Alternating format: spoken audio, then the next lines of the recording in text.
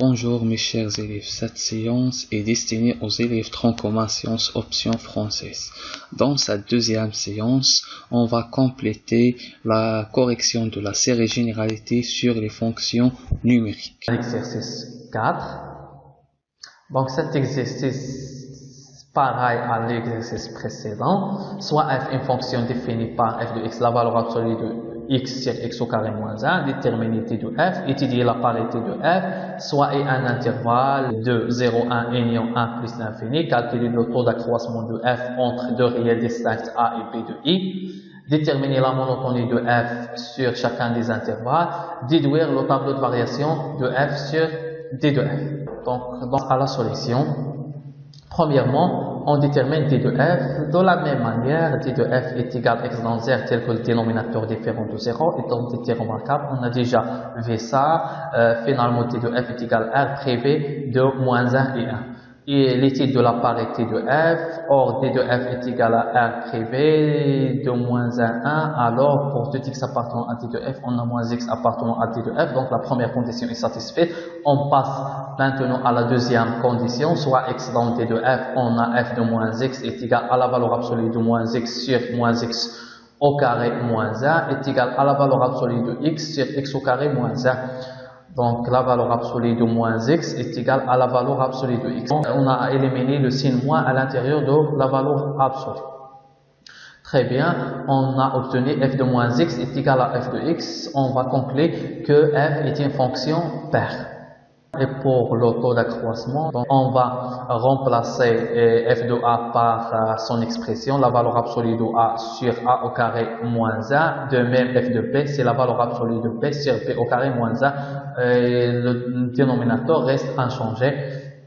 Eh bien, puis la valeur absolue de a, c'est a, car la valeur absolue d'un nombre positif est lui-même. De même pour p, on réduit au même dénominateur, on a bien, puis on a simplifié par a, p au carré, la somme de deux opposés c'est 0. Bien, puis on a factorisé par le signe moins, on a simplifié par a moins p, on a obtenu donc de le taux d'accroissement de notre fonction est moins 1 sur a au carré moins 1 en facteur a p au carré.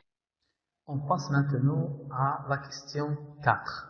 Déterminer la monotonie de f sur chacun des intervalles 0, 1 et 1 plus l'infini.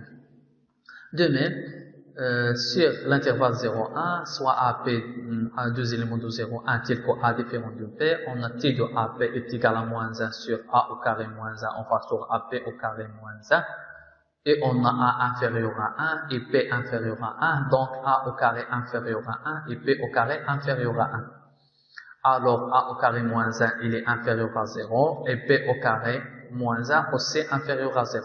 Donc, le produit de deux négatifs est positif. Ainsi, le quotient de deux nombres différents, de signes différents est négatif. On va obtenir donc T de AB il est négatif, ça veut dire que F est décroissante sur l'intervalle 0, 1. De même pour l'intervalle 1 plus l'infini, on a A supérieur à 1, B supérieur à 1, donc A au carré supérieur à 1 et B au carré supérieur à 1, alors A au carré moins 1 est positif et B au carré moins 1 aussi positif. Donc, le produit de deux positifs est positif. Donc, moins 1 sur A au carré moins 1 en facteur AB au carré moins 1 est négatif car le quotient de deux nombres de signes différents. Donc, on va obtenir que T elle est négative. Donc, ainsi, f est décroissante. Finalement, f est décroissante sur les deux intervalles 0, 1 et sur 1 plus l'infini. On déduit le tableau de variation de f sur d de f. Or, f est paire, alors elle inverse sa monotonie sur deux intervalles symétriques par rapport à 0. Bien, donc comme f est décroissante sur 0, 1 et sur 1 plus l'infini, alors elle est croissante sur moins 1, 0 et sur moins l'infini, moins 1. D'où le tableau de variation de f et ainsi on a moins 1 et 1 sont deux valeurs interdites, n'appartiennent pas à t de f. Dans l'intervalle moins l'infini moins 1, on a la fonction croissante, donc une flèche vers le haut. Entre moins 1 et 0 aussi la fonction croissante, une flèche vers le haut. Entre entre 0 et 1, la fonction décroissante infléchit vers le bas. Entre 1 plus l'infini, la fonction décroissante infléchit aussi vers le bas. Soit f, la fonction définie par la courbe ci-contre.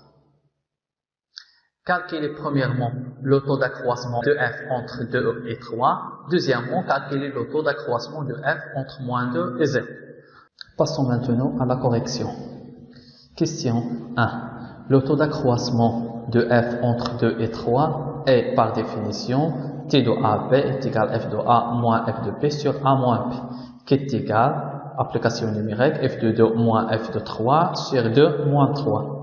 Bien, à partir de graphe, on va déterminer l'image de 2. L'image de 2, c'est 1. L'image de 3, c'est 5. Donc, f de 2, c'est 1. F de 3, c'est 5. Très bien. Après calcul, on va obtenir 4. Le taux d'accroissement de f entre moins 2 et 0. Par définition, t de a b, f de a est égal à f de a moins f de b sur a moins b. Application numérique, t de moins 2, 0, c'est f de moins 2, moins f de 0 sur moins 2, moins 0. À partir du graphe, f de 0, c'est moins 1, et f de moins 2, c'est 5. Très bien, on va obtenir 5 moins moins 1 sur moins 2, moins 0, ça est égal à... Merci de votre attention et à la séance prochaine, Inch'Allah.